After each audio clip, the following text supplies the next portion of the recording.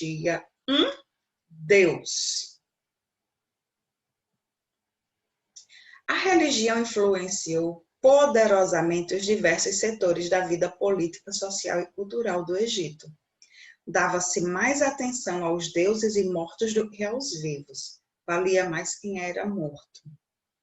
Enquanto os templos eram construídos de pedras duras e caras, as casas dos civis eram feitas de tijolo cru, extremamente frágeis e de pouca durabilidade. Então, eles investiam muito construindo pirâmides, sepulcros riquíssimos, ostentando mesmo. E as casas das pessoas eram caindo aos pedaços. Viviam, quem estava vivo vivia em uma condição não muito boa, e quem estava morto tinha toda a riqueza disponível depois de morto. Aí a gente chega na questão da mitologia politeísta, ainda dentro da religião. Os egípcios, antes de Akhenaton, eles eram politeístas, isto é, adoravam diversos deuses em cerimônias patrocinadas pelo Estado, pelo faraó, em culto oficial, em que se destacou a adoração a Amon-Ra, e em cerimônias populares, cultos de pessoas simples, em que predominava a adoração a Osíris, Ísis e Horus. O culto oficial, oferecido pelo faraó, se dedicava a Amon-Ra, e o culto popular se dedicava aos outros três deuses, Osíris, Ísis e Horus. Quem eram esses deuses? Aí nós temos aqui Ísis, Osíris, Horus, Hathor, Anubis, Maet, Aton, Amon, Neftis, Tot. Tem mais aqui. Esses deuses do Antigo Egito, cada um era responsável por uma coisa. Vejam só, Osíris era o deus da vida após a morte. Ísis era a deusa da maternidade, mágica e fertilidade. Eles dois têm formas humanas. Horus era o deus da vingança, céu, proteção e da guerra. Tem forma mista. Aí tem Tot, que era o deus do conhecimento e da sabedoria, também em forma mista. Ra, o deus do sol, também em forma mista. Set, deus das tempestades, do deserto e do caos, das turbulências, das tormentas. Também em forma mista. Amun, o rei dos deuses e deus dos ventos, forma humana. Ptah, deus da criação, das artes e da fertilidade, também em forma humana. Hathor, deusa do céu, do amor, da beleza e da música, em forma humana. Sekhmet, deusa do fogo, da guerra e da medicina, em forma mista. Anubis, protetor dos mortos e do embalsamento, também em forma mista. E Maat, deusa da verdade, da justiça, da retidão e da ordem, com forma humana. Então, se a gente observar bem esses deuses, nós vemos as suas características e as formas mistas têm metade animal e metade humano, não é isso? Quais são as características da religião do Antigo Egito? Além deles serem politeístas, a religião egípcia era antropomórfica, ou seja, os deuses tinham forma humana. Eram zoomórfica, os deuses tinham forma de animais, eles cultuavam os animais. Alguns animais no Egito eram deuses, considerados deuses, então eram intocáveis, ninguém podia fazer nada contra eles. E antropozoomórfica, que é a mistura do humano com o animal. Então, essas eram as características dessa cultura politeísta deles. Cada deus assumia uma forma, cada deus tinha sua representatividade, cada deus tinha sua importância, e cada um dos egípcios ofereciam suas oferendas, os seus préstimos a cada um desses deuses. Aí os egípcios, ainda dentro de sua religião, eles acreditavam na vida após a morte. Eles diziam que os mortos seriam julgados no tribunal de Osíris e retornariam aos seus corpos se fossem absolvidos. Mas para que isso acontecesse, era preciso que seus corpos permanecessem conservados. Nasce aí a técnica da mumificação. Eles embalsamavam os corpos, mumificavam e deixavam dentro dos sarcófagos. E eram esses caixões aí a imagem deles, dos egípcios, certo? Eles tentavam fazer da melhor maneira possível para deixar o mais parecido possível, para saber que ali estava o corpo deles. No tribunal de Osíris, quando acabasse a jornada pós-morte, quem fosse julgado e condenado não voltaria para o corpo, mas quem fosse julgado e absolvido poderia voltar. Então, eles queriam o corpo deles permanecendo do mesmo jeito, conservadozinho, para quando o espírito voltasse, habitar dentro dele, dentro daquele corpo. Como era a técnica da mumificação? Os egípcios foram verdadeiros mestres na prática de mumificação do corpo humano. Primeiramente, preocupavam-se com a decomposição dos corpos, que eram esvaziados e desidratados com um sal especial. Eles retiravam tudo de dentro deles. Eles retiravam cérebro, coração, intestino, retiravam tudo, ficava só o corpo. Eles tiravam tudo, tudo, tudo, tudo. Depois disso, eles faziam o embalsamento, certo? Eles retiravam os intestinos e separavam em 4 receptáculos, em 4 partes. Depois de embalsamado, o corpo era envolvido em faixas de tecido de linho. Após a mumificação, os corpos eram guardados em sarcófagos. Somente as camadas ricas eram mumificadas. O interessante nessa crença egípcia é que somente quem era rico, quem era do alto escalão, tinha o direito a ser julgado no tribunal de Osíris e, se fosse absolvido, voltar para o corpo. Quem era pobre não tinha esse direito. Então, a partir daí, nós já percebemos também a questão da desigualdade social no Antigo Egito, certo? Eu sou filha do faraó, eu tenho o direito de ser embalsamada, ser mumificada e depois do julgamento voltar para o meu corpo. Uma amiga minha é filha de um escravo, então ela não tem o direito de ser mumificada, ela não tem direito de, depois do julgamento, voltar para o corpo dela. Então, essas questões já refletem bastante a diferença das classes sociais no Egito Antigo. Tanto é que quando a gente observa a questão da separação em uma pirâmide, o faraó e os ricos estão acima da classe pobre, certo? Aí uma curiosidade histórica para vocês. Vocês sabiam que as pirâmides elas não eram construídas só por serem construídas? Não, não eram. Não era só porque era para dizer assim, fizemos uma pirâmide, está lá linda. Não. As pirâmides eram túmulos reais, onde eram depositados o sarcófago do faraó junto com seu tesouro e seus serviçais. A maior das pirâmides, a de Kelps, tem 140 metros de altura. Então, todos os faraós eram enterrados em pirâmides, porque a pirâmide era o túmulo delas. Quando nós sepultamos os nossos parentes, a gente costuma dizer que tem o túmulo, não é isso? Então, o nosso túmulo é diferente. O deles não, o deles eram em pirâmides. Por quê? Porque eles tinham poder aquisitivo melhor. Então, no livro de História, página 41. Os egípcios, religião e cultura.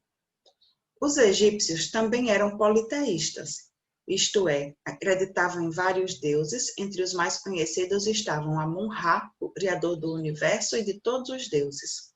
Osíris, o deus da vida após a morte e juiz dos mortos. Ísis, irmã e esposa de Osíris. E Horus, o filho deles. Seus deuses eram representados com forma humana, como Osíris, com forma animal, como Amit, ou como forma humana e animal, como Horus. Aí nós temos aqui, nas imagens, a primeira foto é Horus, a segunda foto é a representação de Osíris, e a terceira foto é Ísis, a irmã e esposa de Osíris e mãe de Horus. Ela representa a mãe perfeita. Horus é representado com corpo de homem e cabeça de falcão, certo? E Osíris, na mão esquerda dele, ele traz o cajado, que é o símbolo de sua autoridade, e na direita o mangual, representando a posse da verdade. Os egípcios eram muito religiosos, desde o mais humilde camponês até o poderoso faraó. Todos acreditavam na existência de uma vida após a morte. Por isso, vários faraós empenharam-se na construção de seus imensos túmulos, as pirâmides. Os faraós construíram para si e suas famílias túmulos magníficos, como, por exemplo, as pirâmides de Elpis, Khefren e Mykerinos, edificadas por faraós que tinham esses nomes e eram parentes entre si. Para o faraó, mandar erguer uma pirâmide era uma forma de garantir a sua casa na eternidade, local onde esperava continuar desfrutando dos prazeres terrenos. Ou seja, morriam, mas achavam que não morriam, iam continuar tendo a mesma vida. Atualmente, os milhares de turistas que viajam para o Egito todos os anos quase sempre começam a visita à terra dos faraós por Cairo, que é a capital do país. Lá está o conjunto arquitetônico de Gizé, composto pela Esfinge e pelas pirâmides de Gizé, uma das 7 maravilhas do mundo antigo.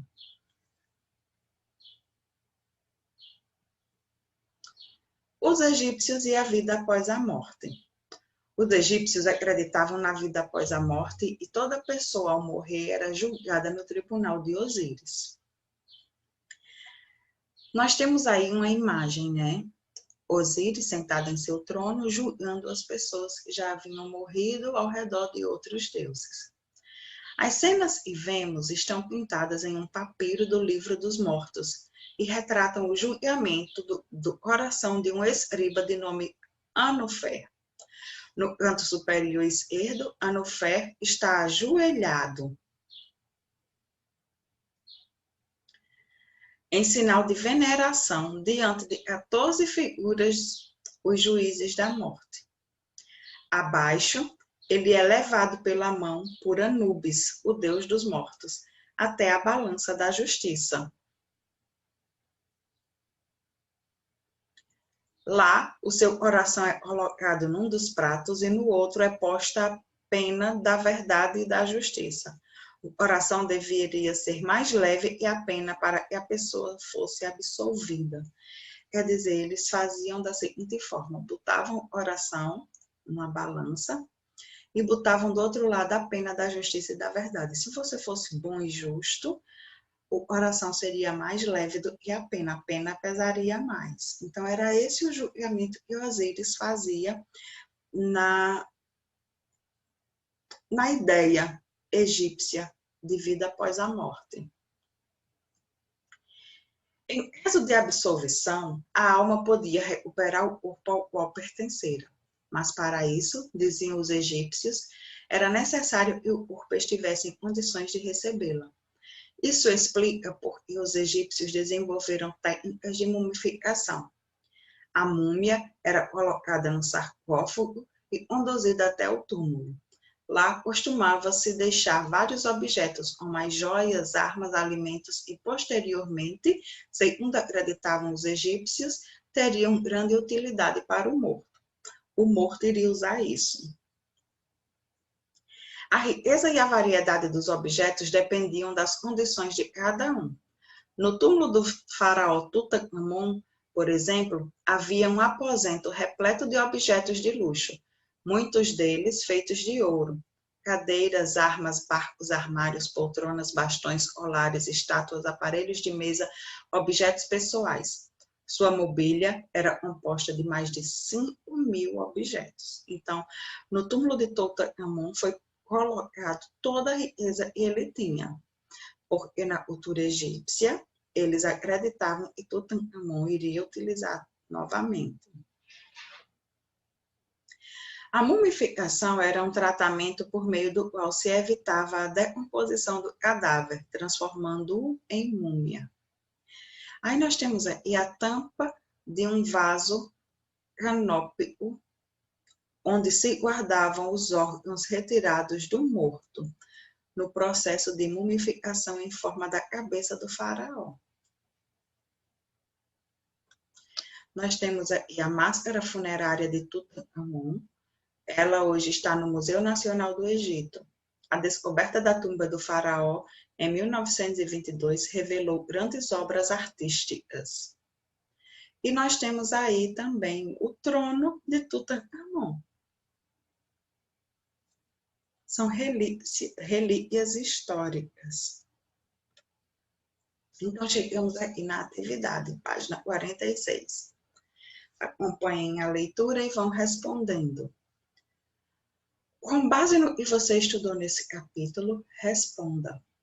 Os povos da Mesopotâmia eram politeístas.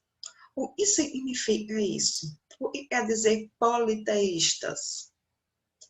Letra B. Na Mesopotâmia, acreditava-se que os deuses habitavam templos. E atividades eram praticadas nos templos. O que eles faziam nesses templos? Letra C. Quais eram as funções dos sacerdotes e das sacerdotisas nesses templos? O que eles faziam lá? Número 2. Leia as sentenças sobre o Egito e assinale V para verdadeiro e F para falso. No Egito, apenas os ricos eram muito religiosos e acreditavam na vida após a morte. Verdadeiro ou falso? Os egípcios eram politeístas, ou seja, acreditavam em diversos deuses. Verdadeiro ou falso? Alguns deuses egípcios eram representados com a forma animal e humana. Verdadeiro ou falso? Todos os deuses egípcios eram representados com a forma de animal. Verdadeiro ou falso? Todos os egípcios eram muito religiosos e acreditavam na vida após a morte. Verdadeiro ou falso? Na página 47, nós temos o seguinte. Os mesopotâmicos não acreditavam em uma vida após a morte. Por isso, eles procuravam viver os prazeres do mundo. Isso ajuda a explicar por que não construíram pirâmides, nem se ocupavam em preservar o corpo por meio da mumificação, como os egípcios. Para os mesopotâmicos, os deuses eram eternos, mas os humanos tinham uma passagem rápida pela terra. Monte uma ficha comparando os mesopotâmicos aos egípcios no tocante à vida após a morte e a mumificação. Como é que os mesopotâmicos viam a vida após a morte? Vocês vão escrever no primeiro quadro. E o que é que os mesopotâmicos achavam da mumificação? Vocês escrevem no segundo quadro. Os egípcios, como é que eles viam a vida após a morte? Aí escrevem no primeiro quadro de baixo. O que é que os egípcios pensavam da mumificação? Escreve no segundo quadro de baixo. Certo? Número 4. Leia o conselho de uma divindade ao herói mesopotâmico Gilgamesh, quando ele partiu em busca da imortalidade. Tu, Gilgamesh, enche tua barriga, alegra-te dia e noite. Cuida do jovem que tu tens nas mãos, e tua amada alegre-se em teus braços. Eis tudo que pode fazer a humanidade. Use suas palavras e resuma o conteúdo do conselho da divindade para o herói. Gilgamesh. E foi esse Deus disse a esse jovem. Ele era um herói mesopotâmico e ele estava indo em busca da imortalidade. Ele estava querendo não morrer, viver para sempre. E o Deus disse para ele: escrevam aí a opiniãozinha de vocês. Então, finalizamos, certo? Com os nossos slides. Nossa aula de hoje de história é sobre essa questão dos antigos egípcios. Vemos que, assim como os mesopotâmicos, eles eram politeístas, acreditavam em mais de um Deus, mas vimos que, diferentemente dos mesopotâmicos, os egípcios acreditavam em vida após a morte, os mesopotâmicos não. Os egípcios faziam a mumificação, os mesopotâmicos não, porque os egípcios esperavam que depois do julgamento de Osíris eles pudessem retomar a forma humana, o espírito voltasse a habitar no corpo. Então, são questões religiosas e culturais que fazem da história o que ela é hoje. Então, para finalizarmos, quando terminarmos essa sequência no vídeo, eu vou postar para vocês alguns questionamentos no grupo da sala para vocês responderem, tá bom? Fiquem com Deus, se cuidem. Estou morrendo de saudade de vocês. Até a nossa próxima aula.